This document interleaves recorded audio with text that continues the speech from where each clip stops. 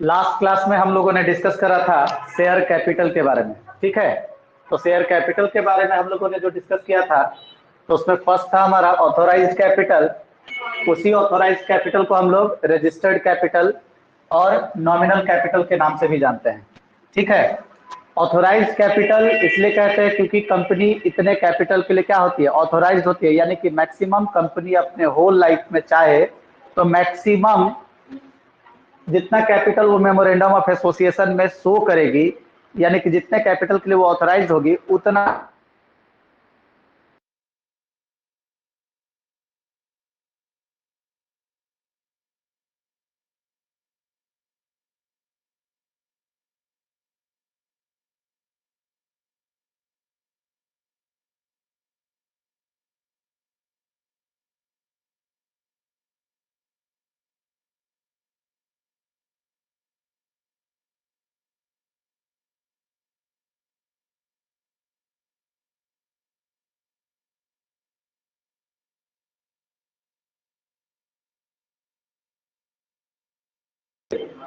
तो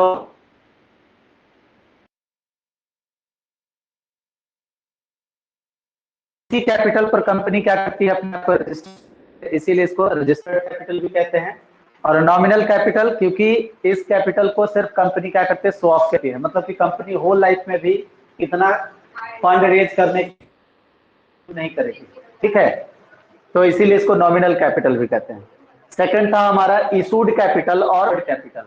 अब अगर हम बात करें इशूड कैपिटल की, ठीक है, तो कंपनी जितने कैपिटल के लिए जितना शेयर इशू करती है, जैसे कल मैंने एग्जांपल दिया था कि अगर 1 करोड़ रुपया अगर कंपनी क्या करती है, फंड रेज करना चाहती है, क्योंकि कंपनी को अपने बिजनेस को ऑपरेट करने के लिए फंड की जरूरत पड़ेगी, चाहे प्लांट परचेज करना हो, मशीनरी परचेज करना हो, या फैक्ट्री का कंस्ट्रक्शन करना हो, या बिल्डिंग का कंस्ट्रक्शन करना हो, इन सभी के लिए कंपनी को फंड का रिक्वायरमेंट होगा। इसके लिए कंपनियां क्या करती है, कैसे फंड रेज करेगी, तो फंड रेज करने के लिए कंपनी या तो कंपनी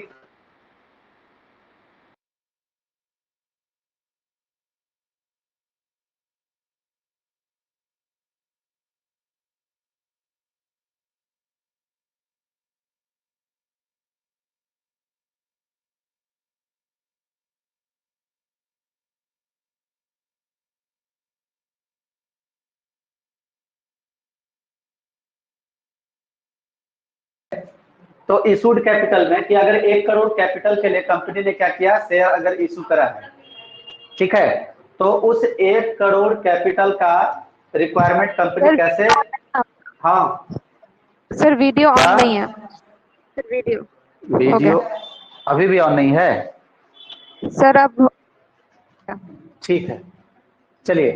तो इशूड कैपिटल, अब मान लीजिए कि कंपनी ने मान लीजिए कि क्या किया, 50 लाख शेयर अगर इशू किया, 50 लाख शेयर, तो 50 लाख शेयर जो है क्या होगा, इससे जो फंड जनरेट होगा, मान लीजिए कि एक शेयर का दाम 10 रुपया है, तो 10 रुपया से अगर मल्टीप्लाई करें तो 50 lakh into 10 is equal to हो जाएगा 5 करोड़, ठीक है। ये 5 करोड़ क्या हो जाएगा हमारा इशूड कैपिटल या ऑफर्ड कैपिटल। ऑफर क्या है कि जितने कैपिटल के लिए कंपनी क्या करती है, ऑफर करती है, ठीक है। ऑफर्ड कैपिटल कि जितने कैपिटल के लिए कंपनी ने क्या किया है, ऑफर किया है पब्लिक को कि हाँ आप कंपनी में अगर शेयर परचेज करना चाहते हैं, तो कंपनी ने जिसने के लिए क्या किया, प्रोस्पेक्टस। ऑफर करने का मतलब क्या है, प्रोस्पेक्टस इशू करना, ठीक है।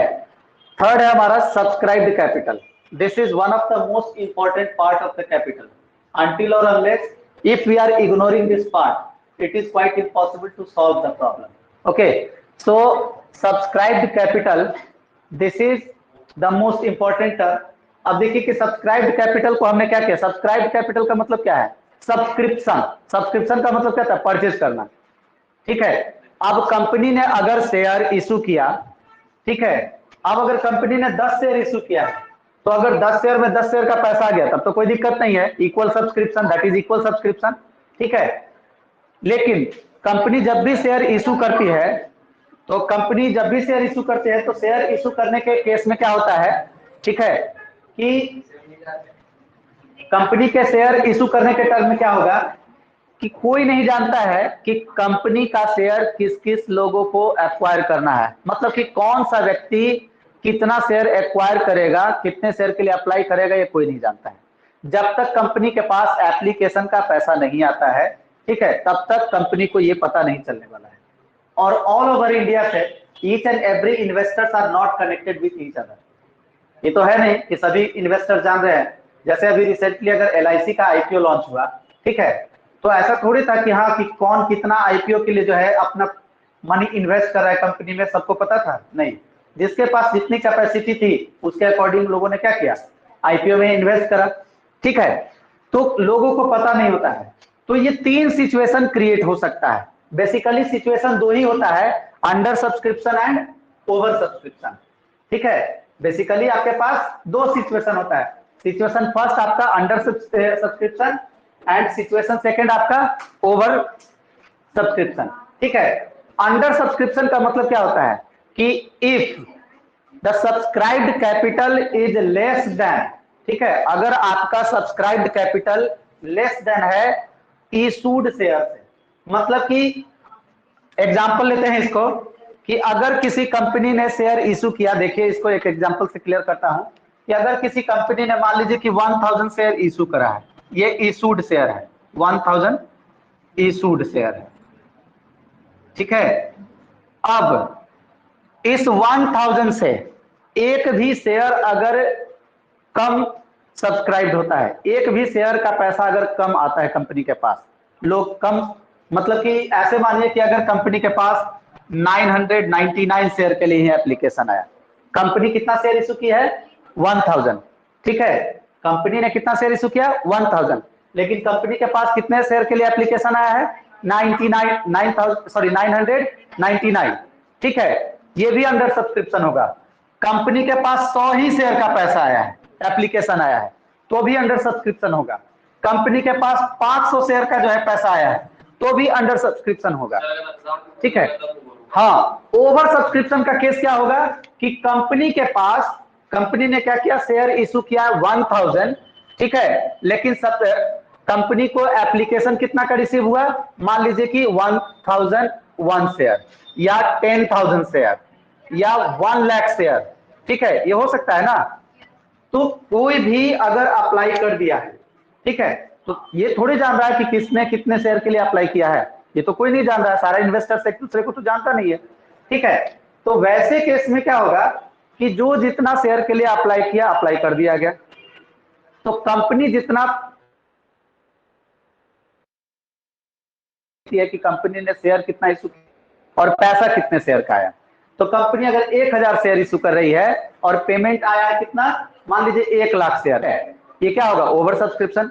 मतलब 1000 शेयर से एक शेयर भी एक्स्ट्रा पेमेंट अगर आ रहा है, एक शेयर का भी पैसा अगर एक्स्ट्रा आया है, वो सब आपका क्या कहलाएगा, ओवर सब्सक्रिप्शन का केस होगा। तो कंडीशन 2 ही होता है basically, under subscription and over subscription.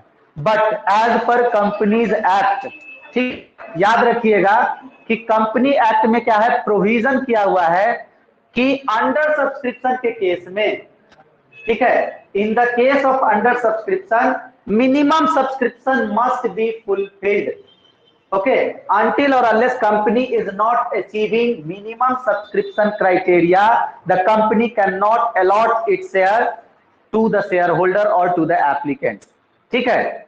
मतलब मिनिमम सब्सक्रिप्शन पूरा होना चाहिए। तो अब कहिएगा कि मिनिमम सब्सक्रिप्शन है क्या, तो मिनिमम सब्सक्रिप्शन का मतलब होता है एप्लीकेशन रिसीव्ड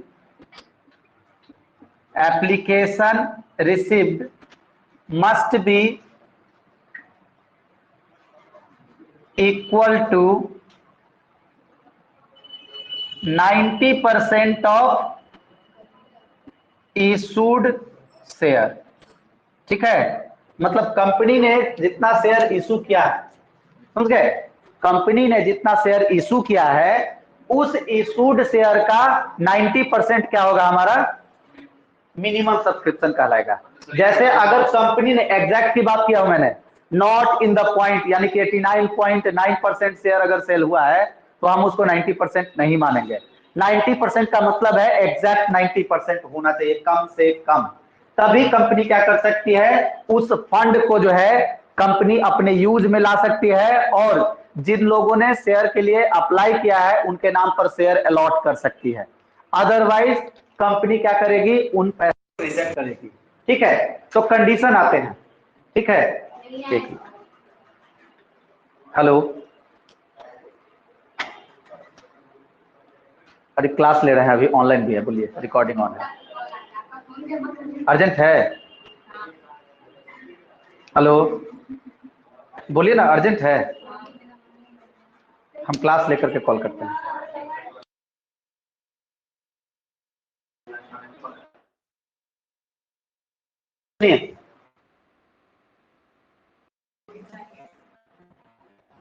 मिनिमम सब्सक्रिप्शन मतलब 90% ऑफ इशूड शेयर, आपका इशू जो है, अगर 90% इशूड शेयर के बराबर में नहीं है तो आप उसको मिनिमम, बोलो क्वेश्चन बोलो।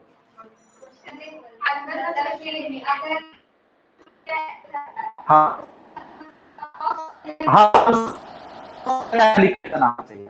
कंपनी ने एग्जाम्पल किया है तो कंपनी के पास कम से कम 900 शेयर का एप्लीकेशन जरूर आना चाहिए। अगर उससे कम है तो कंपनी बहुत बार क्या करती है, अपनी ओर से कोशिश करती है मिनिमम सब्सक्रिप्शन क्राइटेरिया को फुलफिल करने के लिए। इसके लिए क्या करती है, तो कंपनी क्या करेगी, क्वालिफिकेशन शेयर परचेज करने के लिए कह सकती है। ठीक है, qualification share, qualification share purchase करने के लिए कंपनियां कहती है। तो याद रखिएगा कि जिस समय कंपनी का इनकॉर्पोरेशन होता है तो at the time of incorporation of association में, तो जो सिग्नेचरीज होंगे, सिग्नेचरीज कहने का मतलब है number of member at the time of registration और इनकॉर्पोरेशन। ठीक है, मतलब मिनिमम नंबर। तो आप सभी को पता है कि in the case of private company, in the case of private company कम से कम 2 और पब्लिक कंपनी के केस में कम से कम 7 लोगों का होना जरूरी है रजिस्ट्रेशन के टाइम में। ठीक है, तो जो 7 लोग अगर हैं तो उन 7 लोगों में याद रखिएगा कि जितने भी मेंबर एग्री करते हैं कंपनी का परमानेंट मेंबरशिप लेने के लिए, तो वो इस बात के लिए भी एग्री करते हैं कि how much share they will acquire. ठीक है, अभी दिया नहीं है पैसा उन्होंने, लेकिन उन्होंने प्रॉमिस करा है कि how much share they will acquire, तो कितना शेयर वो लोग एक्वायर करेंगे। अब मान लीजिए कि A B C D E F and G, ठीक है, ये आपका जो है 7 मेंबर है, सातों मेंबर ने अपना अपना जो है शेयर जो है लिखवा दिया कि ए बोला क्या कि हम 5000 शेयर लेंगे, बी बोला हम 4500 शेयर लेंगे, सी बोला कि हम 6000 शेयर लेंगे, ठीक है, डी बोला कि हम 3000 शेयर एक्वायर करेंगे, ई 2000 शेयर, एफ 1000 शेयर और जी बोला कि हम 9000 शेयर एक्वायर करेंगे। इस तरीके से शेयर होल्डर ने क्या किया, मतलब कि मेंबर्स ने अपना जो है शेयर % की हिस्सेदारी रखेगा। ठीक है, तो क्या बोला कि शेयर एक्वायर करेगा, अभी इतना कैपिटल उसने दिया नहीं है। ठीक है, अब मान लीजिए कि क्वालिफिकेशन से आया 800 शेयर से। ठीक है, तो वैसे केस में कंपनी क्या कर सकती है, किसी एक मेंबर को कह सकती है कि आप क्वालिफिकेशन शेयर फुलफिल करने में मदद करें। ठीक है, यानी कि कम से कम 90% पूरा होने के लिए इसको कितना शेयर और चाहिए, तो 90% के लिए 100 शेयर और चाहिए, है ना। 800 शेयर का पैसा आ चुका है, 100 शेयर और अगर एक्वायर हो जाता है, ठीक है, यानी कि 100 शेयर का पैसा, मान लीजिए कि ई को कहा गया, तो ई जो है क्या करेगा, 100 शेयर का पैसा जो है पे करेगा, तब जाकर के क्या होगा, 90% शेयर पूरा होगा। ठीक है, इसी को कहते हैं क्वालिफिकेशन शेयर पूरा करना। ठीक है, मिनिमम से ज्यादा है कोई दिक्कत नहीं है, लेकिन क्राइटेरिया यही है कि कंपनी अगर शेयर इशू कर रही है तो कम से कम मिनिमम सब्सक्रिप्शन होना चाहिए, तब को कंपनी जो है जिस पर इशू, ठीक है,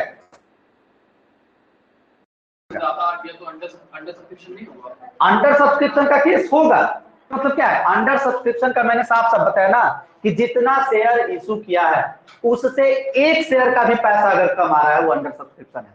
तो minimum subscription is also the part of under subscription. but it is mandatory that share must be subscribed at least 90% of the issued share। ठीक है, जो आपका issued शेयर है उसका 90% होना चाहिए। तो अंडर सब्सक्रिप्शन और मिनिमम सब्सक्रिप्शन दोनों क्या है? अंडर सब्सक्रिप्शन और मिनिमम सब्सक्रिप्शन दोनों क्या है?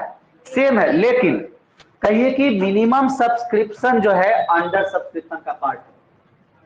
ठीक है, क्योंकि अंडर सब्सक्रिप्शन में साफ साफ मैंने कहा क्या कि अगर जितना भी शेयर इशू किया है उससे कम शेयर का एप्लीकेशन आना, तो अगर 999 शेयर का पैसा आता है तो भी अंडर सब्सक्रिप्शन है, 800 शेयर का पैसा आता है तो भी अंडर सब्सक्रिप्शन है, 900 शेयर का पैसा आता है तो भी अंडर सब्सक्रिप्शन ही है। लेकिन जब 900 शेयर का पैसा आ जाएगा तो इस 1000 के कंपैरिजन में ये 900 क्या है? 90% है, यानी कि मिनिमम सब्सक्रिप्शन के क्राइटेरिया को ये फुलफिल करना है। ठीक है, तो होगा अंडर सब्सक्रिप्शन ही, शेयर जो होगा वो आपका अंडर सब्सक्रिप्शन ही होगा, लेकिन कम से कम 90% शेयर, 90% शेयर जो है क्या होना चाहिए? सेल होना चाहिए, सब्सक्राइब होना चाहिए पब्लिक के द्वारा, तभी वो क्या कहला, तभी उस शेयर को हम उस फंड का यूज जो है कंपनी अपने वर्क के लिए कर सकेगी। अदरवाइज बताए ना कि क्वालिफिकेशन शेयर जो है परचेज करने के लिए कह सकता है, पूरा करने के लिए कंपनी प्रमोटर को शेयर इशू कर सकता है 90% फुलफिल करने के लिए, कंपनी अंडरराइटर्स को शेयर इशू कर सकता है 90% फुलफिल करने के लिए। ठीक है, तो कंपनी कुछ भी करके 90% पूरा करेगा, समझ गए? तभी जाकर के उस कैपिटल को कंपनी यूज कर सकता है। अदरवाइज कंपनी के पास सिर्फ और सिर्फ एक ऑप्शन बचता है, और वो ऑप्शन क्या है? रिफंड कर देने का। मतलब जैसे पैसा आया है वैसे ही लौटा देना होगा आपको, जिन जिन शेयर होल्डर से आया। हाँ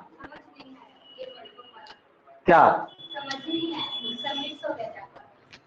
समझना? क्या देखो, अंडर सब्सक्रिप्शन और मिनिमम सब्सक्रिप्शन, मैंने क्या कहा कि सब्सक्रिप्शन सिर्फ दो है, अंडर सब्सक्रिप्शन और ओवर सब्सक्रिप्शन। ठीक है, अंडर सब्सक्रिप्शन का मतलब, अरे मिनिमम का मतलब क्या है कि कम से कम इतना बिकना चाहिए।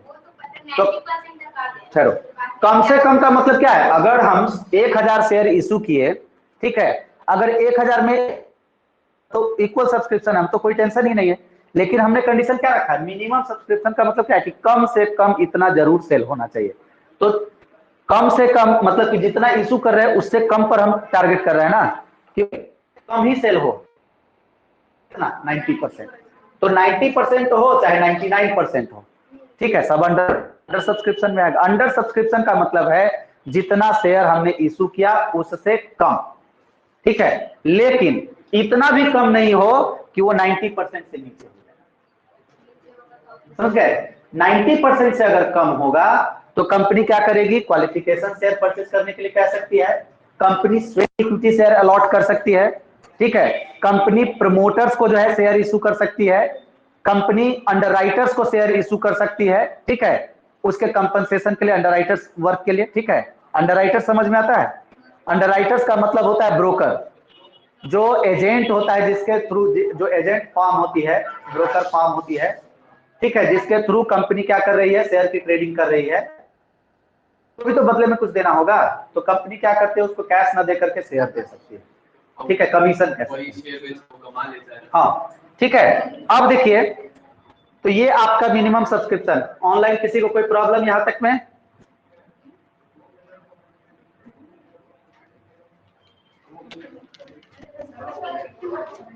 ऑनलाइन में किसी को कोई प्रॉब्लम है यहां तक में? क्लियर?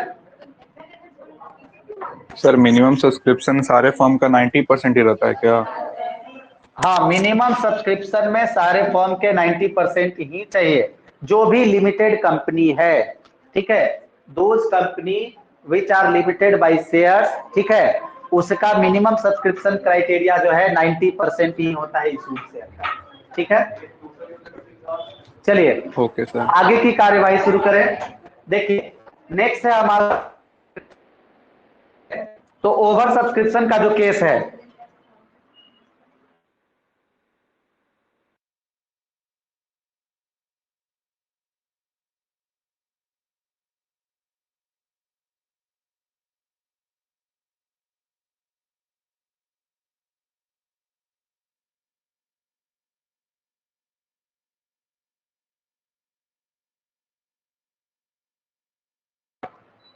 चलिए सुनिए, तो का जो केस है, ठीक है, तो ओवर सब्सक्रिप्शन के केस में क्या होगा, तो ओवर सब्सक्रिप्शन का जो केस है मतलब मोर देन, क्योंकि दो ही कंडीशन होगा, कोई नहीं जान रहा है कि कौन कितने शेयर के लिए अप्लाई किया, तो सब अपनी कैपेसिटी के हिसाब से अप्लाई किया।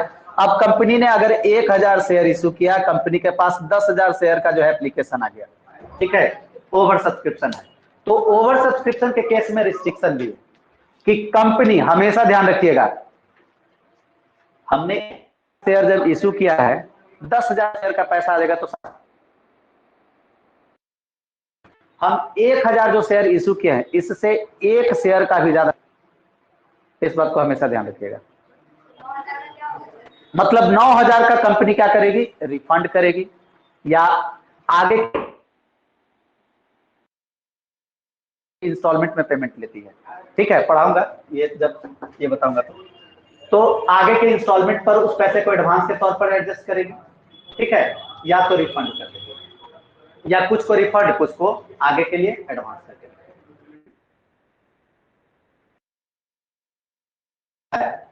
तो कंपनी 1000 से, याद रखिएगा, जितना शेयर इशू किया है उससे एक भी शेयर का पैसा ज्यादा जो है कंपनी अपने पास नहीं रख सकती। क्लियर? तो ये आपका ओवर सब्सक्रिप्शन। नेक्स्ट है हमारा कॉल्ड अप कैपिटल। तो subscribe capital clear? Subscribe capital का मतलब है the kind of capital for which the applicant has applied, ठीक है, सब्सक्रिप्शन, ठीक है, एप्लीकेशन भेजा है, तो ये सब्सक्राइब कैपिटल। नेक्स्ट है हमारा कॉल्ड अप कैपिटल। अब आइए कि कॉल्ड अप कैपिटल की अगर हम बात करते हैं तो कंपनी, इसके पहले जो है थोड़ा सा आइए एक ब्रीफिंग करते हैं। एक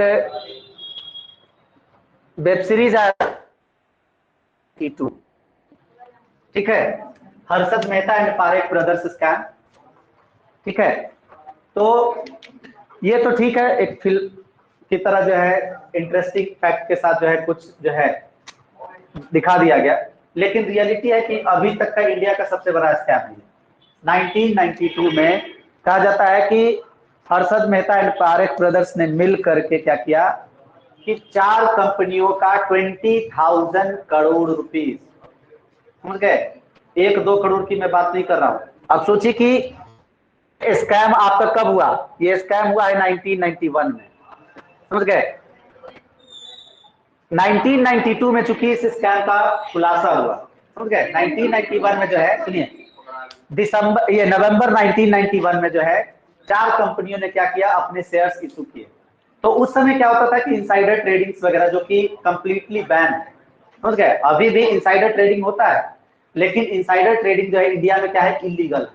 बाहर के फॉरेन कंट्रीज वगैरह में इनसाइडर ट्रेडिंग चलता है, लेकिन इंडिया में क्या है कि आपका इनसाइडर ट्रेडिंग जो है बैन है, इलीगल माना जाता है। तो उस समय इनसाइडर ट्रेडिंग करके, और मतलब कि ब्रोकर फर्म ने क्या किया, लगभग 4 कंपनियों के फंड को जो है, 4 कंपनियों का शेयर ट्रेडिंग का जो है कॉन्ट्रैक्ट लिया, और चारों कंपनी के शेयर ट्रेडिंग में क्या किया कि नकली बीआर इशू किया गया, और नकली बीआर इशू करके क्या किया गया, बैंक से जो है, हमेशा ध्यान रखिएगा बीआर होता है, समझ गए, यहाँ जो बीआर होता है ये अलग है, ठीक है। तो ये जो बीआर होता है, तो इसके लिए एक अकाउंट बताता हूं आपको, इसको कहते हैं हम लोग एस्क्रो अकाउंट, एस्क्रो अकाउंट एक होता है, ठीक है। एस्क्रो अकाउंट का जो टर्म है, समझ गए, तो एस्क्रो अकाउंट याद रखिएगा एक ऐसा अकाउंट होता है जो जनरली कस्टोडियन बैंक के पास होता है, ठीक है। हर कंपनी क्या करती है, डायरेक्ट फंड नहीं रिसीव करके क्या करती है, तो जो ब्रोकर फर्म है, ठीक है, तो ब्रोकर फर्म और कंपनी, इन दोनों के बीच एक कस्टोडियन बैंक होता है,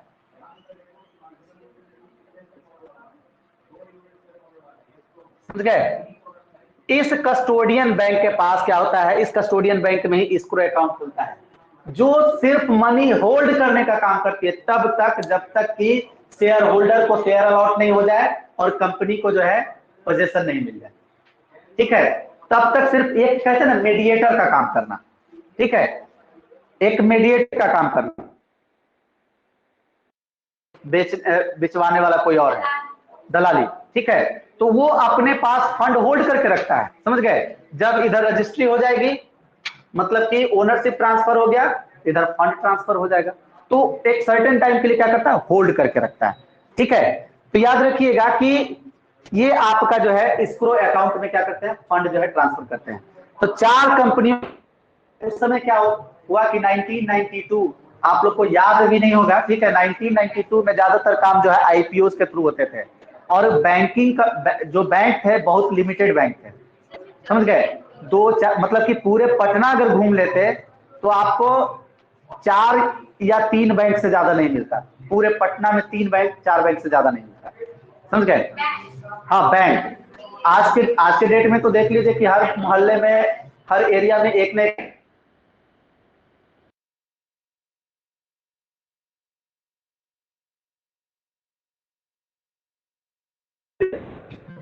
होते थे, जो परचेज करते थे वो क्या करते थे, तो परचेज के क्रम क्या करते थे, ध्यान रखिएगा कि वो कैश में परचेज करते थे।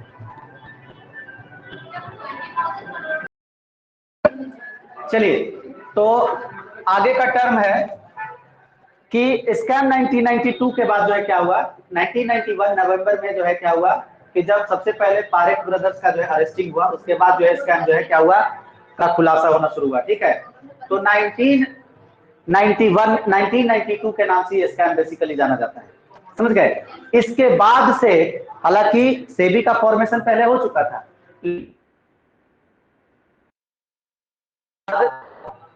जो आपका सेबी था, सेबी का फुल फॉर्म बताइए, सेबी का फुल फॉर्म बताइए। एक्सचेंज बोर्ड ठीक है, of India. Security exchange board of India, ठीक है। ये आपका सेबी का फुल फॉर्म है। 1992 में क्या किया गया, सेबी को सिक्योरिटीज के कंट्रोलर के तौर पर जो है एक ऑटोनोमस बॉडी डिक्लेयर किया गया गवर्नमेंट की ओर से।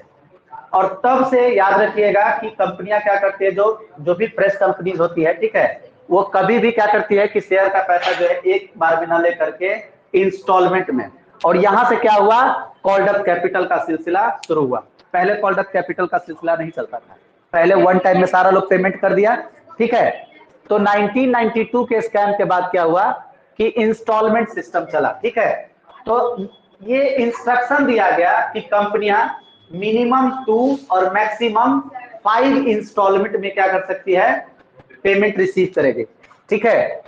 तो मिनिमम 2 और मैक्सिमम 5 इंस्टॉलमेंट, ठीक है। इस इंस्टॉलमेंट में क्या कर सकती है कंपनी, जो है पेमेंट रिसीव करेगी। मान लीजिए कि 5 इंस्टॉलमेंट में पैसा रिसीव कर रही है, ठीक है। अगर कंपनी इंस्टॉलमेंट में पैसा रिसीव कर रही है तो इस इंस्टॉलमेंट का नामकरण भी किया गया, समझ गए। अब देखिए कि इसका जो नाम था इस इंस्टॉलमेंट का, वो था आपका first application, second allotment, third first call, fourth second call, and fifth आपका फाइनल कॉल। मतलब कंपनी कम से कम 2 इंस्टॉलमेंट, मैक्सिमम 5 इंस्टॉलमेंट में क्या कर सकती है, पेमेंट रिसीव कर सकती है। क्लियर? हाँ, तो टोटल ये 5 नाम दिया गया इंस्टॉलमेंट रिसीव करने के लिए, ठीक है। यानी कि कंपनी ने जो इंस्टॉलमेंट बनाया उस इंस्टॉलमेंट का नामकरण कर दिया, ठीक है। पहला जो इंस्टॉलमेंट था उसका नाम रखा है एप्लीकेशन, चूंकि सबसे पहले कंपनी में क्या करेगा, शेयर होल्डर अप्लाई करता है, एप्लीकेशन सेंड करता है जितना शेयर उसको चाहिए, इसलिए उस इंस्टॉलमेंट का नाम रखा है एप्लीकेशन। सेकंड है अलॉटमेंट, यानी कि कंपनी अगर आपसे पैसा मांगती है दूसरे इंस्टॉलमेंट का, और जितने शेयर के लिए मांग रहे हैं, कंपनी मान लीजिएगा कि आपको उतना ही शेयर अलॉट करने जा रही है। जैसे मान लीजिए कि आपने 200 शेयर के लिए अप्लाई किया है, ठीक है, 200 शेयर के लिए, लेकिन कंपनी आपसे अलॉटमेंट का पैसा जो है मान के चलिए कि 150 शेयर का मांग रही है। मतलब याद रखिएगा कि कंपनी ने आपको सिर्फ और सिर्फ 150 शेयर दिया है। आपने भले ही 200 शेयर के लिए एप्लीकेशन सेंड किया है, लेकिन कंपनी आपको कितना शेयर दी है? 150 शेयर दी है। तो ये अलॉटमेंट हो गया। उसके बाद 3 कॉल है, first call, second call and final call. तो मैक्स नहीं, जैसे नोटिफिकेशन देता है बाकी इंस्टॉलमेंट का मिलेगा, समझ गए? अब देखिए कि तो first call, second call, final call, ये मैक्सिमम 5 इंस्टॉलमेंट में कंपनी क्या करेगी? पेमेंट रिसीव करेगी। Minimum 2, maximum 5 installment. तो इन 5 इंस्टॉलमेंट में कंपनी क्या करती है? पेमेंट रिसीव करती है। अब देखिए, तो हर्षद मेहता स्कैम के बाद क्या हुआ कि कंपनी इस तरीके से इंस्टॉलमेंट में पैसा लेने लगी। अब मान लीजिए कि कंपनी एक शेयर जो इशू किया है, उस एक शेयर का फेस वैल्यू 10 रुपया है, ठीक है? और कंपनी ने डिसाइड किया क्या कि उसको 5 इंस्टॉलमेंट में क्या करेगी? रिसीव करेगी। 2 रुपया, 2 रुपया, 2 रुपया, 2 रुपया, 2 रुपया। मतलब अगर किसी शेयर होल्डर ने, मतलब किसी एप्लीकेंट्स ने अगर एक शेयर के लिए भी एप्लीकेशन भेजा है, तो एक शेयर का 10 में 10 रुपया एक बार में नहीं देगा वो, ठीक है? वह 2-2 रुपया करके जैसे जैसे इंस्टॉलमेंट ड्यू होगा उसके हिसाब से पेमेंट करेगा। हाँ, नहीं रहे चाहे नहीं रहे, उससे कोई लेना देना नहीं है। आप अगर एक शेयर के लिए अप्लाई किए, ठीक है, तो उस एक शेयर का ही पेमेंट आप क्या करेंगे? उसके हिसाब से आप पेमेंट करेंगे जो इंस्टॉलमेंट बना हुआ है। अब देखिए कि बहुत बार कंपनी क्या होता है कि कंपनी को जितने फंड का रिक्वायरमेंट था, उतना फंड कंपनी को फर्स्ट कॉल तक में पूरा हो गया, तो कंपनी यहां तक कॉल करके छोड़ दी। अब कंपनी को जब दोबारा फंड का जरूरत पड़ेगा, तब जरूरत के हिसाब से क्या करेगा? सेकेंड कॉल और फाइनल कॉल जो है कॉल करेगा वो, ठीक है? तो सेकेंड कॉल और फाइनल कॉल जो है अपने जरूरत के हिसाब से कॉल करेगा। तो कंपनी ने जितने इंस्टॉलमेंट को कॉल कर लिया है, इसको हम लोग कहते हैं कॉल्ड अप कैपिटल। मतलब पर शेयर कंपनी ने कितना मांगा है? 6 रुपया, 2 रुपया, 2 रुपया, 2 रुपया। 6 रुपया अगर कंपनी ने कॉल किया है, तो कॉल्ड अप कैपिटल कितना होगा? 6 रुपया होगा। 4 रुपया जो कंपनी ने नहीं कॉल किया है, इसको हम लोग बोलते हैं अनकॉल्ड अप कैपिटल, ठीक है? 10 रुपया कंपनी का टोटल जो है एक शेयर का दाम था, इस 10 रुपया में कंपनी ने पर शेयर कितना कॉल किया है? 6 रुपया। तो ये 6 रुपया आपका क्या कहलाएगा? कॉल्ड अप, समझ गए? 6 रुपया आपका कॉल्ड अप कैपिटल कहलाएगा, ठीक है? ये 6 रुपीज आपका, ये आपका कॉल्ड अप होगा, और 4 रुपीज आपका अनकॉल्ड अप होगा, ठीक है? 4 रुपया कंपनी अभी नहीं मांगा, जब जरूरत होगा मांग लिया जाएगा, ठीक है? अब बहुत बार क्या होता है, याद रखिएगा, यहीं से एक टर्म क्रिएट होगा आपका रिजर्व कैपिटल, समझ गए? बहुत बार कंपनी क्या करती है, ये 4 रुपया फ्यूचर के लिए छोड़ देती है। मतलब कंपनी तब मांगेगी जब कंपनी वाइंड अप के लिए जाने के होगी। वाइंड अप करने का मतलब कंपनी जब बंद होने के कंडीशन पे आ जाएगी, ठीक है, उस समय कंपनी क्या करेगी? ये 4 रुपया मांगेगी। तो 4 रुपया जो वाइंड अप के टाइम के लिए कंपनी रख चुकी है, इसको हम लोग कहेंगे रिजर्व कैपिटल। क्या बोलेंगे? Reserve capital. याद रखिएगा, there is a difference between capital reserve and reserve capital, समझ गए? कैपिटल रिजर्व का मतलब होता है a kind of capital profit.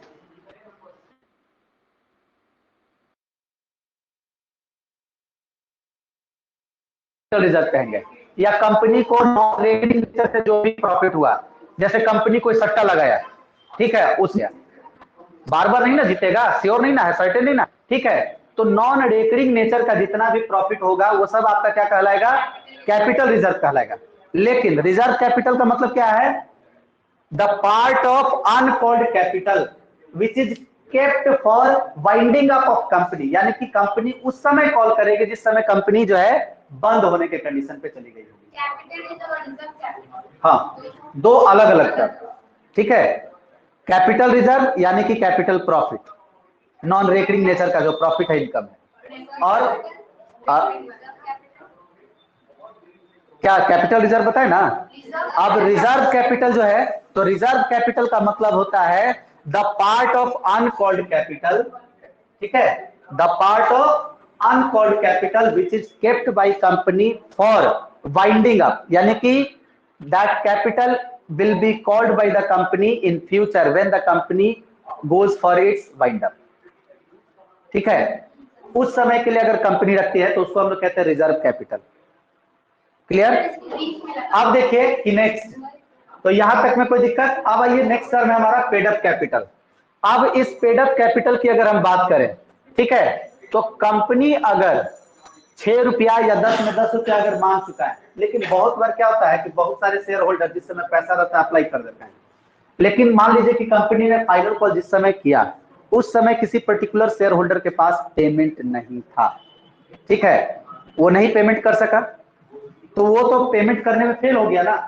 तो मान लीजिए कि अगर कंपनी 10,000 शेयर जो है इशू की है 10 रुपया के रेट से, उसमें से एक शेयर होल्डर जो कि 200 शेयर होल्ड किए हुए 2 रुपया फाइनल कॉल का पैसा नहीं दिया, ठीक है, तो 2 दूनी 400 रुपया नहीं मिला, है ना।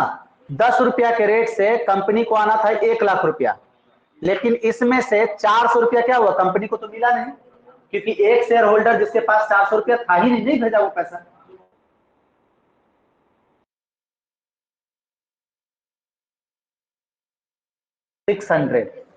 ठीक है, तो 99,600 जो मिला कहलाएगा पेड अप कैपिटल का, यानी कि जितना रिसीव कर चुके हैं, ठीक है। क्या वो दोबारा नोटिफिकेशन देगा, कंपनी उसके लिए नोटिस इशू करता है, और उसके बावजूद भी अगर कोई कंपनी को पैसा नहीं देता है तो कंपनी उस शेयर होल्डर को शेयर होल्डर रजिस्टर से उसका नाम काट देती है। जैसे होता है ना स्कूल में, फी डिफॉल्टर हुआ, 2 महीना 3 महीना फी नहीं दिया, क्या करता है, नाम काट देता है, फिर एडमिशन फी लेता है ना।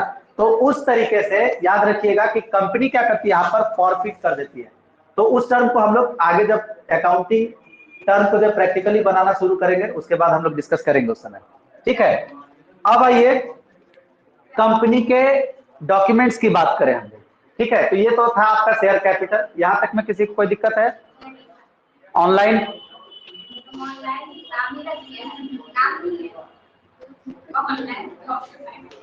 No sir. चलिए आगे देखते हैं हम लोग। तो अब आइए डॉक्यूमेंट्स की अगर हम बात करते हैं, ठीक है, तो कंपनी के डॉक्यूमेंट्स को हम लोग क्या करते हैं, 3 कैटेगरी में रख रहे हैं, ठीक है। तो डॉक्यूमेंट्स ऑफ ए कंपनी की अगर हम बात करें, ठीक है, तो एक कंपनी को जो है हम लोग 3 कैटेगरी में क्लासिफाई करते हैं। फर्स्ट है आपका memorandum of association, second article of association, and third है आपका प्रोस्पेक्टस, ठीक है। तो मेमोरेंडम ऑफ एसोसिएशन के बारे में कहा जाता है कि it is the mirror of the company which reflects the image, यानी कि कंपनी के बारे में जो कुछ भी इंफॉर्मेशन चाहिए आपको मेमोरेंडम ऑफ एसोसिएशन में मिल जाएगा, समझ गए। यानी कि इस करके आप कंपनी के बारे में जो है उसके आइडियोलॉजीज, उसके मिशन, विजन, एम्बिशन, इन सब क्लियर हो सकते हैं, ठीक है। कंपनी कितने कैपिटल के साथ स्टार्ट हुआ, कंपनी का मोटिव क्या था, ठीक है, ये सब कुछ, कंपनी के बिगिनिंग में जो है कितने मेंबर्स रहे, ठीक है, कंपनी का फाउंडेशन कितने कैपिटल के साथ हुआ, ठीक है, कंपनी का टोटल ऑथोराइज्ड कैपिटल कितना है, हर एक चीज आपको क्या होगा, मेमोरेंडम ऑफ एसोसिएशन में मिलेगा, ठीक है। इसमें क्लियरली देखिए हमने लिख रखा है कि मेमोरेंडम ऑफ एसोसिएशन के बारे में कि it denotes the document which contains all the rules, regulation and terms for which a company has been incorporated. एक कंपनी का इनकॉर्पोरेशन किस लिए हुआ है, कंपनी का फॉर्मेशन किस लिए हुआ है, कंपनी का रजिस्ट्रेशन किस लिए हुआ है, ठीक है, उस सारे रूल्स और रेगुलेशन, टर्म्स एंड कंडीशंस को क्या करता है, मेमोरेंडम ऑफ एसोसिएशन जो है कंटेन करके रखता है, ठीक।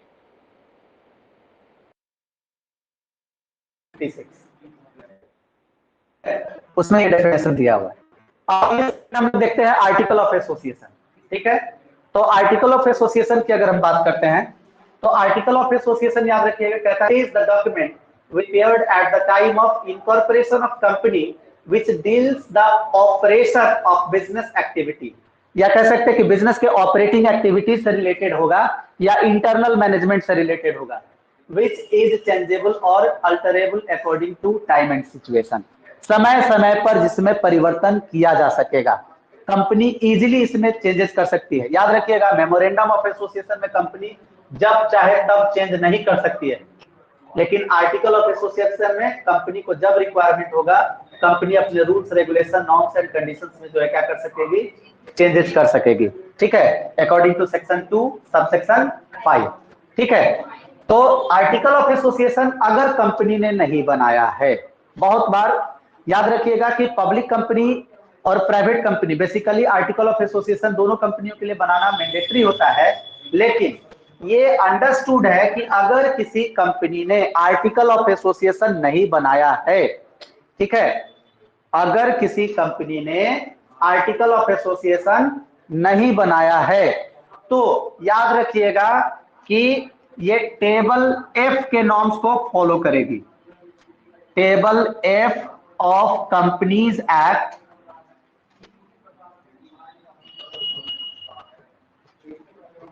2013 जो है क्या होगा, एप्लीकेबल होगा, अगर कंपनी ने आर्टिकल ऑफ एसोसिएशन नहीं बनाया है। अब देखिए कि इस आर्टिकल ऑफ एसोसिएशन में क्या होगा। तो आर्टिकल ऑफ एसोसिएशन में कंपनी क्या करती है, जैसे आपको लगता होगा कि जितना भी प्रॉफिट होता है तो कंपनी का जो मैनेजिंग डायरेक्टर वगैरह होता होगा वो 500, 700, 1000 करोड़ रुपया सारा का सारा वो ले लेता है। नहीं, याद रखिएगा कि वो भी एक इंप्लॉय की तरह है कंपनी में, क्योंकि existence representative of the company, समझ गए।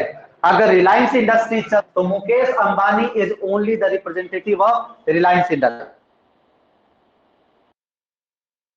इसका मतलब ये नहीं कि पूरा का पूरा पैसा, पूरा का पूरा प्रॉफिट जो है मुकेश अंबानी रख लेगा, नहीं, मुकेश अंबानी को भी पर ईयर जो प्रॉफिट होगा उस प्रॉफिट का एक सर्टेन परसेंट सिर्फ मिलता है, और वह परसेंट जो होता है याद रखिएगा अकॉर्डिंग टू ऑडिटिंग एक्ट, ठीक है, याद रखिएगा जो ऑडिटिंग टर्म है कंपनी का, तो उसके हिसाब से कंपनी में याद रखिएगा कि 1% से 3%, यानी कि प्रॉफिट का 1 से 3% क्या करती है कंपनी जो है मैनेजिंग डायरेक्टर के रेम्युनरेशन के तौर पर जो डिक्लेयर करती है, समझ गए। अब इसमें अगर आप चाहते हैं एसोसिएशन बना करके इसमें कुछ अल्टरेशन करना, अगर आपने नहीं बनाया तब तो 1 से 3% के बीच ही मिलेगा, ठीक है, क्योंकि table F of companies act 2013 में यही दिया हुआ है, समझ गए। लेकिन अगर कंपनी अपने आर्टिकल ऑफ एसोसिएशन यानी कि इंटरनल मैनेजमेंट को लेकर के, ठीक है, तो उसमें अगर कंपनी 5% का प्रोविजन अगर करती है तो 5% उसको प्रॉफिट का मिलेगा, ठीक। 1000 करोड़ रुपए का अगर प्रॉफिट है तो 1000 करोड़ का 1000 का 5% कितना होगा, जल्दी बताइए। 1000 का 5% 50 है ना, तो 50 करोड़ रुपया उसका क्या होगा, एक साल का रेम्युनरेशन होगा, 50 करोड़ रुपया, ठीक है, यही उसका रेम्युनरेशन के तौर पे माना जाएगा, समझ गए। ये नहीं कि पूरा का पूरा 1000 करोड़ रुपया कंपनी मतलब कि जो मैनेजिंग डायरेक्टर है वो अपने यूज में ले आएगा, नहीं, वो आपका रिलायंस इंडस्ट्रीज का है, रिलायंस इंडस्ट्रीज के हिसाब में जाएगा, ठीक है, यहां तक में कोई दिक्कत। चलिए, टेबल एफ जो है ये एक्ट के अकॉर्डिंग दिया हुआ है, ठीक है, companies act 2013 schedule 1 table F, ठीक है, शेड्यूल बनाया हुआ है कंपनीज एक्ट में, जैसे इंडियन कॉन्स्टिट्यूशन में शेड्यूल है ना, ठीक है, उसी तरीके से शेड्यूल बनाया हुआ है। तो कंपनी में भी क्या किया गया है, शेड्यूल बना हुआ है, शेड्यूल 1 to शेड्यूल 6, ठीक है, 6 शेड्यूल है।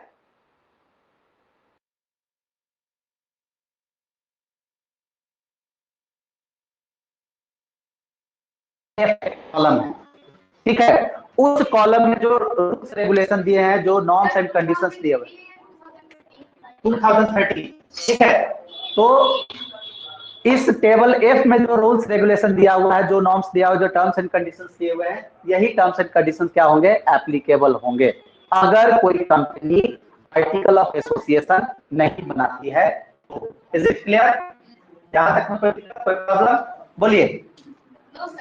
आगे बढ़ रहे हैं हम लोग प्रोस्पेक्टस। तो प्रोस्पेक्टस में अगर हम बात करें तो प्रोस्पेक्टस के बारे में कहता है कि this document is used for raising funds after incorporation of company, यानी कि कंपनी का जब इनकॉर्पोरेशन हो जाएगा, याद रखिएगा, ठीक है, कभी भी प्रीटस जो है कंपनी नहीं, प्रोस्पेक्टस का मतलब होता है कि कंपनी जो है फंड रेज करने के लिए रजिस्ट्रेशन से पहले, यानी कि कंपनी का जब तक, क्योंकि कंपनी के बारे में याद रखिएगा कि डेफिनेशन में लिखा हुआ है कि company is the company which is registered under companies act 2013, यानी कि जब तक रजिस्ट्रेशन नहीं तब तक कंपनी नहीं, ठीक है, तो जब तक रजिस्ट्रेशन नहीं हुआ तब तक कंपनी नहीं है, अब आप सोच रहे कि नहीं कंपनी का तो रजिस्ट्रेशन करने जा ही रहा है, चलो पहले ही शेयर इशू कर देते हैं, ऐसा नहीं कर सकते हैं, ठीक है।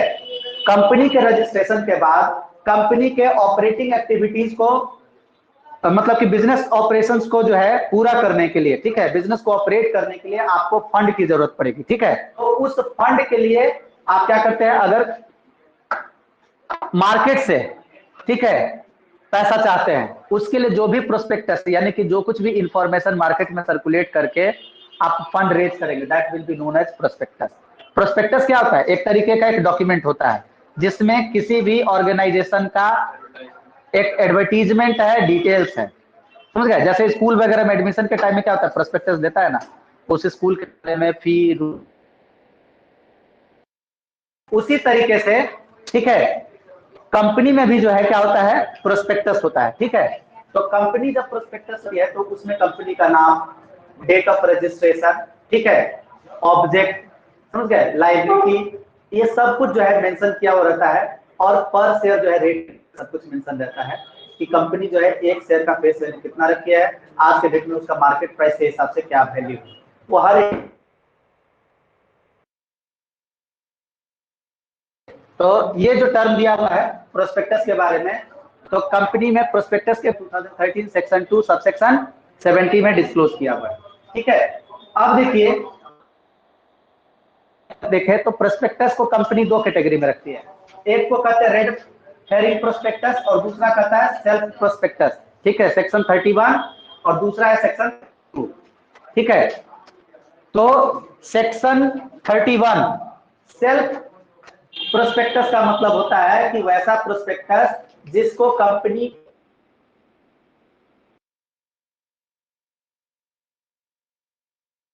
रेगुलेटरी बॉडी है उससे परमिशन है, कंपनी क्या करेगी, वो भी कंपनी से करता है, ऐसा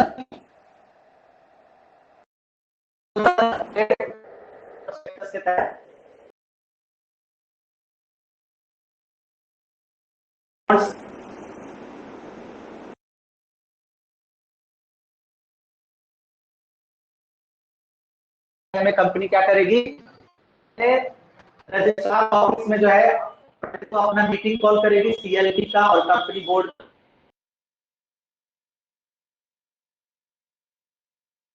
ठीक है। तो मीटिंग जब कॉल करेगी कंपनी, तो इस मीटिंग में याद रखिएगा कि कंपनी क्या करती है, प्रीसीडिंग्स लिखती है कि कंपनी को कितने फंड का जरूरत है और इसके लिए कंपनी जो है इस रेट पर इशू करेगी, ये हर एक चीज जो है मीटिंग में डिसाइड होता है। उस पर बोर्ड मेंबर्स के सिग्नेचर होंगे और उसका एक कॉपी कहां जाएगा, रजिस्ट्रार ऑफिस से, वहां से एनओसी लेने के बाद रजिस्ट्रार ऑफिस से कहां चला जाएगा, तो सेबी, ठीक है, सिक्योरिटी एक्सचेंज ऑफ इंडिया के बाद, समझ गए, वहां से सारा परमिशन मिलने के बाद ही कंपनी क्या कर सकती है, शेयर इशू कर सकते हैं, अदरवाइज शेयर इशू नहीं कर सकते हैं। हेलो, सर बोलो खुशी। सर प्रोस्पेक्टस फिर से पढ़ाइए। प्रोस्पेक्टस फिर से पढ़ाएं, यस सर, आवाज अभी तो क्लियर बताएं। नहीं है सर, आवाज अच्छा ठीक क्लियर है, नहीं है। अभी वॉइस क्लियर है, सर ठीक है ना, चलो। देखो प्रोस्पेक्टस के बारे में कहा जाता है कि कंपनी का ये एक ऐसा डॉक्यूमेंट है जो कंपनी क्या करती है, फंड रेज करने के लिए इशू करती है, ठीक है। मतलब कंपनी जो है, समझ गए, जब फंड रेज करना होता है कंपनी को रजिस्ट्रेशन के बाद, तो उसके लिए कंपनी क्या करती है, मार्केट में जो है प्रोस्पेक्टस इशू करती है, समझ गए।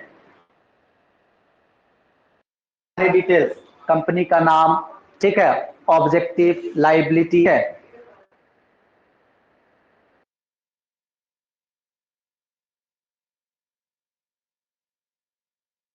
Self prospectus.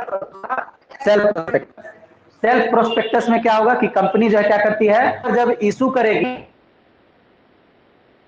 क्या करेगी, पहले अपना मीटिंग कॉल करेगी, मीटिंग में जो है सारा प्रोसीडिंग्स लिखने के बाद वो फाइल जो है कहां भेजेगा, रजिस्ट्रार ऑफिस में, रजिस्ट्रार ऑफिस से बाद यानी कि नो ऑब्जेक्शन सर्टिफिकेट मिलने के बाद क्या होगा, कहां से परमिशन मिलने के बाद ही क्या कर सकती है कंपनी शेयर इश्यू कर सकती है। ठीक है, तो इसको हम लोग कहते हैं self prospectus. Red herring prospectus under section 32 of companies act, इसमें क्या है कि company is not going to take permission from any autonomous body और अथॉरिटी।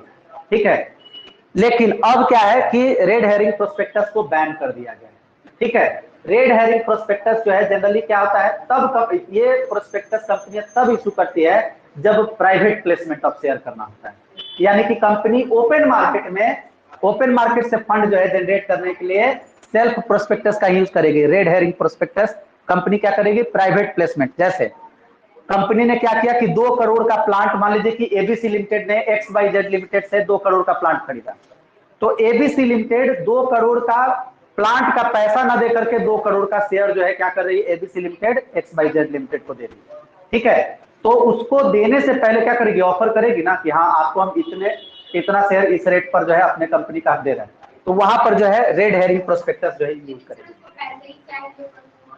अगर पैसा चाहिए हो तब तो फिर उसको, ठीक है, उसको फंड रेज करना के लिए जो है सेल्फ प्रोस्पेक्टस के तहत जाना पड़ेगा। अब आइए मेमोरेंडम ऑफ एसोसिएशन के बारे में थोड़ा सा डिटेल्स स्टडी करते हैं। तो मेमोरेंडम ऑफ एसोसिएशन में जो है याद रखिएगा कि चूंकि रजिस्ट्रेशन के लिए सबसे ज्यादा जरूरी डॉक्यूमेंट है वो, अगर किसी भी कंपनी का मेमोरेंडम ऑफ एसोसिएशन नहीं बना हुआ है तो याद रखिएगा कि उस कंपनी का इनकॉर्पोरेशन नहीं हो सकता है। ठीक है, तो कंपनी के इनकॉर्पोरेशन के लिए मेमोरेंडम ऑफ एसोसिएशन का बनना जरूरी है। इस मेमोरेंडम ऑफ एसोसिएशन में कंपनी 6 क्लॉज पर जो है बात करती है। ठीक है, टोटल 6 क्लॉज। ठीक है, जिसमें से पहला है नेम क्लॉज। नेम क्लॉज में क्या है कि कंपनी क्या करती है, नाम को जो है डिनोट करती है, यानी कि कंपनी का नाम क्या होगा।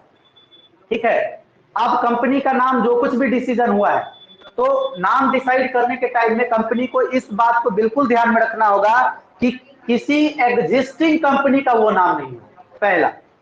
दूसरा, कुछ लिमिटेड वर्ड जो इंडिया में क्या है प्रोहिबिटेड है, जैसे क्राउन, इंपेरर, ठीक है, इन सब वर्ड को जो है कंपनी क्या कर सकती, कंपनी यूज नहीं कर सकती है अपने नाम के लिए। समझ गए? तो ये सब नाम क्या है कि कॉन्स्टिट्यूशनली जो है क्या है, हाँ ये सब नाम जो है कंपनी नहीं रख सकती है, बैन किया हुआ है। कंपनी अपने नाम के साथ जो है ये सब टर्म नहीं यूज कर सकती है। ठीक है, तो ये जो है आपका ये नेम क्लॉज के तहत जो है लिखा हुआ है कि कंपनी क्या करेगी, अपना नाम जो है सबसे पहले डिसाइड करेगी। उसमें कंपनी किस नाम से रजिस्टर्ड होना चाहती है उस नाम को क्या करेगी, कंपनी मेंशन करेगी। ठीक है, लेकिन उससे पहले ये देखना होगा कि हाँ कि कंपनी का नाम पहले से रजिस्टर्ड तो नहीं है, मतलब कि कोई एग्जिस्टिंग कंपनी का नाम से मैच तो नहीं कर रहा है। अगर करेगा तब उस नाम को नहीं रजिस्ट्रेशन मिलेगा, क्योंकि पहले से वो नाम रजिस्टर्ड, वो कंपनी एग्जिस्ट कर रही है। ठीक है, वो फिर डुप्लीकेसी हो जाएगा। समझ गए? इलीगल टर्म है। सेकेंड है हमारा प्लेस या registered office clause. Registered office clause में मतलब कि कंपनी किस जगह पर स्टार्ट होने जा रही है, कंपनी का रजिस्ट्रार ऑफिस कहां होगा। ठीक है, कंपनी के जो भी डॉक्यूमेंट्स होंगे, ठीक है, उनको मतलब कि उसका सारा ऑफिस कहां पे होगा जहां से सारी इंफॉर्मेशन कंपनी के बारे में इजीली कलेक्ट किया जा सकता है। ठीक है, उसके बाद थर्ड है हमारा ऑब्जेक्ट क्लॉज। ऑब्जेक्ट क्लॉज में है जो है कंपनी किस ऑब्जेक्ट के साथ स्टार्ट हो रही है। कंपनी का इसमें क्या होगा, मिशन, विजन, एम्बिशन, गोल, टारगेट, हर एक चीज के बारे में। ठीक है, कंपनी के विजन वगैरह जो है लिखे हुए रहते हैं कि कंपनी किस पर्पस से स्टार्ट हो रही है। अब देखिए कि इसमें भी 2 पर्पस है, एक है पब्लिक मोटिव और दूसरा है प्राइवेट मोटिव। अब प्राइवेट मोटिव में भी क्या है कि सिर्फ एक हुआ ओनली फॉर प्रॉफिट और दूसरा होता है प्रॉफिट विथ सोशल सर्विसेज। ठीक है, दोनों पॉइंट ऑफ व्यू से। तो कंपनी को यहां पर क्या होगा, ऑब्जेक्ट क्लॉज में जो है कंपनी अपने ऑब्जेक्ट को क्लियर करती है, यानी कि कंपनी अपने विजनरी अप्रोच को लिखती है कि कंपनी किस विजन को लेकर के चल रही है। ठीक है, उसका क्या अप्रोच है, वो क्या चाहती है, कंपनी किस टारगेट को अचीव करना चाहती है, गोल को। ठीक है, उसके बाद नेक्स्ट है हमारा लाइबिलिटी क्लॉज। ठीक है, इस लाइबिलिटी क्लॉज में ध्यान रखिएगा कि लाइबिलिटी क्लॉज में कंपनी क्या करती है, यहां पर लिखेगी कि कंपनी में जो मेंबर्स होंगे उनके लाइबिलिटी क्या होंगे, लिमिटेड होंगे या अनलिमिटेड होंगे। ठीक है, अगर लिमिटेड होंगे तो किसके तहत, कंपनी में मेंबर्स के लायबिलिटी लिमिटेड होंगे, उनके द्वारा लिए गए शेयर्स के अकॉर्डिंग, डिवेंचर्स के अकॉर्डिंग या बॉन्ड्स के अकॉर्डिंग। क्या बोलेंगे? जनरली कंपनी के लायबिलिटी लिमिटेड ही होते हैं।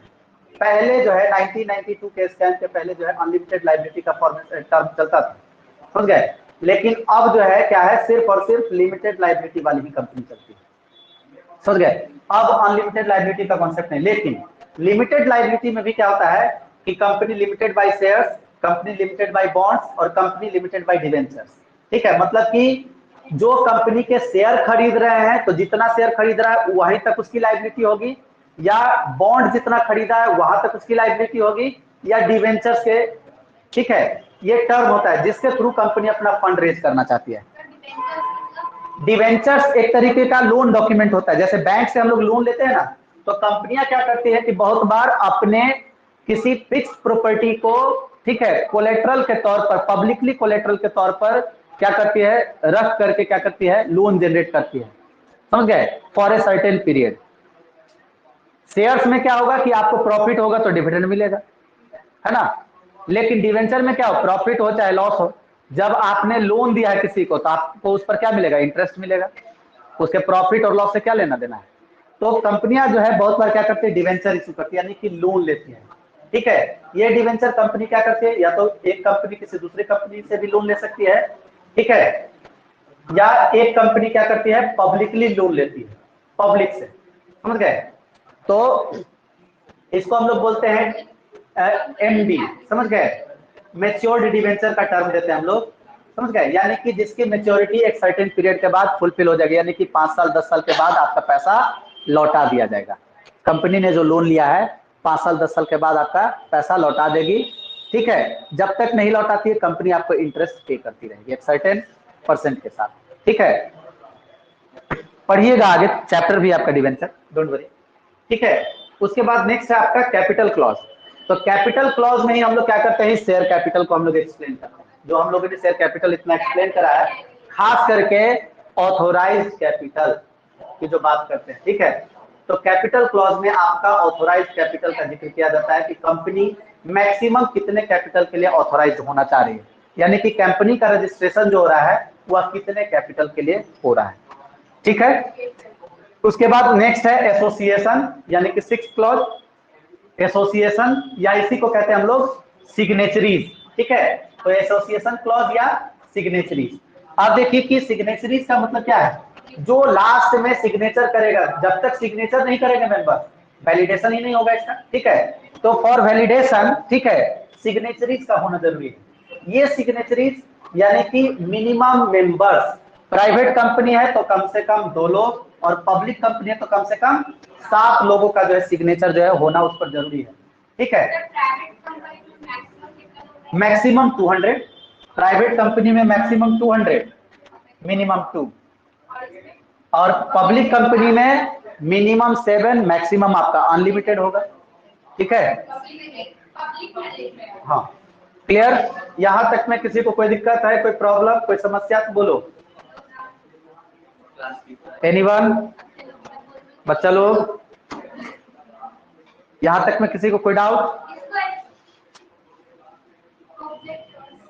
ऑब्जेक्ट क्लॉज, देखिए कंपनी के ऑब्जेक्ट क्लॉज में क्या है, तो कंपनी क्या करती है, अपने ऑब्जेक्टिव को, ठीक है, किस मोटो को लेकर के चल रही है, मोटिव, रीजन। ठीक है, तो एक होता है प्रॉफिट मैक्सिमाइजेशन, एक होता है वेल्थ मैक्सिमाइजेशन।